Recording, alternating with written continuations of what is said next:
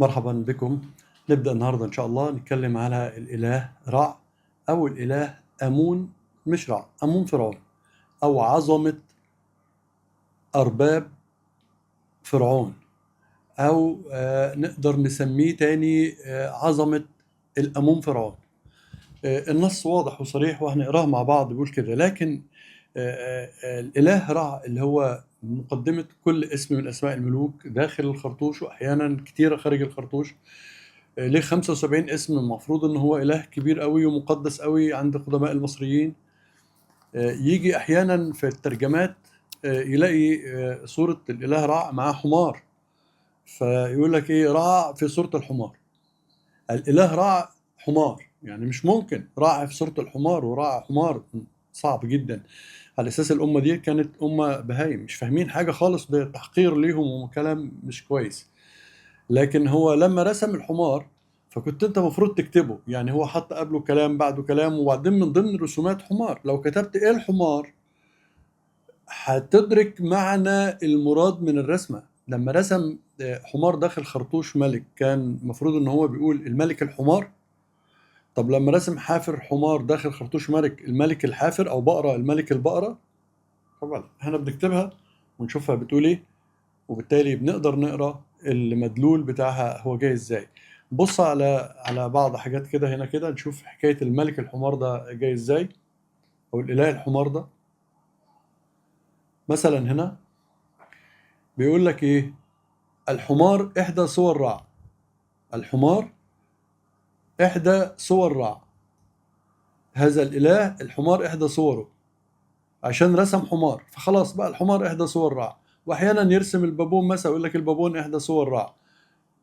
طيب احنا نشوف الاله رع ده بيقول ايه هنا كده. بيقول إن إله الشمس رع متمثل في مجموعة حاجات بتمثل إله الشمس رع.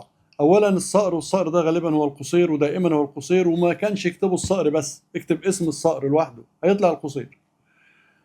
وكتب أبو الهول دائما جنبه بشكل مستمر، وأبو الهول بيمثل الفرعون هنكتب أبو الهول. والكبرى بتحيط بالقرص الشمس باستمرار في كل الرسومات اللي هي الكبرى. فهو كان ثلاث حاجات رئيسيين، وكان دايما هو حتى يعمل قرص الشمس ده نزل منه ثلاث خطوط رئيسيه، الأزير والأمون والفرعون. وهو ده الاسم الكامل، مفيش عندنا في الرسومات اكتر من كده، يعني هو ده المتاح في الرسومات اللي تركوها لنا الجماعه الفراعنه دولت. سايبينها كده، يعني سايبين الكبرى مثلا بشكل اساسي فيها، الأزير بشكل اساسي معاه، اللي هي الرسمه الثانيه ديت رع شمس الصيف ديت، هي فعلا لو كتبت شمس الصيف يطلع الكلام ده.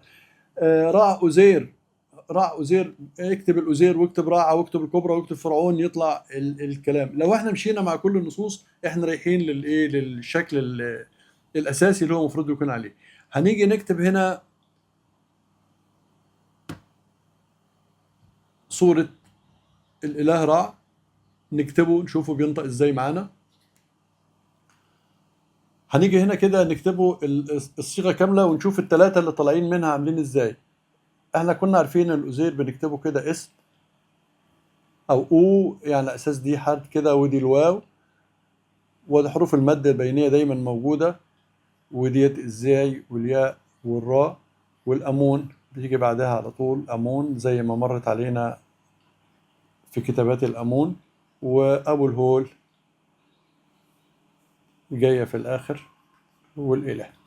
كان في حاجتين رئيسيين بيرمزوا للكلام دوت، أو ثلاث حاجات رئيسية، اللي هو الأزير الأولاني خالص اللي هو دوت، والأمون، الأمون الثانية ديت اللي من هنا اللي بترمز لها الكبرى، وأبو الهول اللي من أول هنا لغاية الأخير، طبعا في هنا دايرة في الآخر. أبو الهول ومر علينا كتير اللي هو بتاع طائر السمان، لو كتبنا إيه وديت الباء، أبو ودي اللام، ودي الواو، طبعا الهي بينية بين النون واللام، واللام في الأخيرة خالص أبو الهول. هيطلع اسم أبو الهول اللي هو الموجود. فثلاث حاجات رئيسيين. الأولاني اللي أنا بنتقل عليها تاني ديت، اللي احنا بنتقل عليها تاني ديت اللي هي الأزير، والأمون اللي احنا برضو بنتقل مرة تانية عليها، وأبو الهول اللي هو الجزء الأخير خالص اللي هيبدأ من حبة الأخرانيين دول.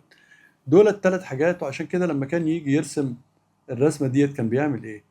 كان يجيب قرص الشمس اللي هو بالشكل ده كده، واحيانا يعمل تحت منه هلال بالشكل ده، واحيانا كان يرسم قرص الشمس وعلى الملك قاعد تحت منها، او مفروض طبعا هو يبقى الفرعون قاعد تحت منها، والشمس مع الهلال كده اللي هي بتمثل القمر، لان كان عينيه اليمين تمثل الشمس وعينيه الشمال تمثل القمر. هنكتب الرسمة تاني ونوضح كلمة الشمس والقمر والهلال، نكتبها تاني بشكل ديت الرسمة كاملة.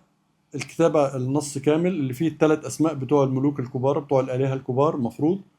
الشمس هنا كده، الشمس الدايرة الأولانية إي، وبعدين شين سينمون اللي هي نص الدايرة، ودي الألف ماد، وبعدين المربع شكل مستطيل ده الميم، وديت الأخيرة خالص نص دايرة السين الشمس.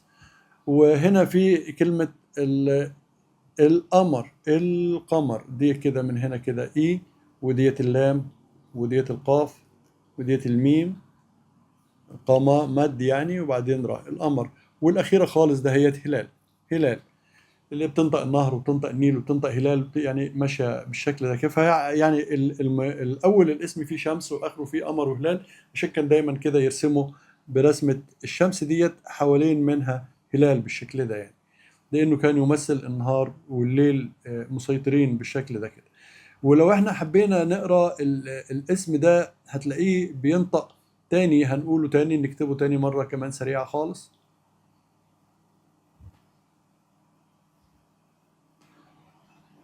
ع- عظمة،